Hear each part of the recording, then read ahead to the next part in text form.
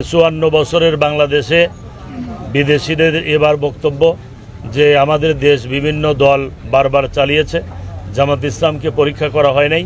এবার আমরা আগামী জাতীয় নির্বাচনে জামাত ইসলামের দাঁড়িপাল্লা প্রতীকে ভোট দেব এবং তাদের হাতেই বাংলাদেশ নিরাপদ, এটাই তারা মনে করে। আর যেখানেই গিয়েছি সেখানে হাজার হাজার বাঙালি পাবনার ছেলেরা আছে এবং আগামী নির্বাচনের আগেই তারা অনেকেই ছুটি নিয়ে বাংলাদেশে আসবে। আমি সিঙ্গাপুর যেহেতু একটি শহর, বিভিন্ন জায়গা, বিশেষ করে মোস্তফা সেন্টার, ওখানে যে মোস্তফা সেন্টারে মসজিদ আছে, মসজিদে সুলতান সহ আমরা অগণিত জায়গায় গ্রুপ ভিত্তিক দাওয়াতি কাজ করেছি। বিশেষ করে বাংলাদেশ তথা পাবনা জেলা এবং পাবনা 5 আসনের জনশক্তি খবর পেয়ে আমাদের কাছে বেশি এসেছে।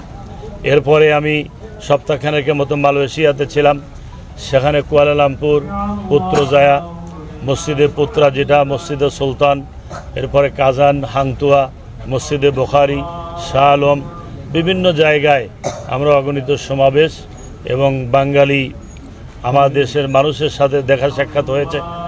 বিভিন্ন দূতাবাসেরও সিঙ্গাপুর এবং মালয়েশিয়ার কর্মকর্তারা এসে দেখা করেছেন আমাদের সাথে।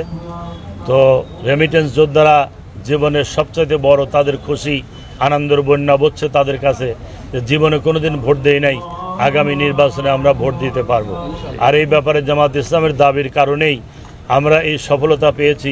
এজন্য জামাত ইসলামকে তারা ধন্যবাদ জ্ঞাপন করেছেন এবং আমরা যথেষ্ট সাড়া পেয়েছি প্রবাসী ভাইদের কাছে। আগামী নির্বাচনে ইনশাল্লাহ প্রবাসী ভাইরা দাঁড়িপাল্লার পক্ষে রায় দিবেন, এই আশাবাদী আমরা দেখতে পাচ্ছি।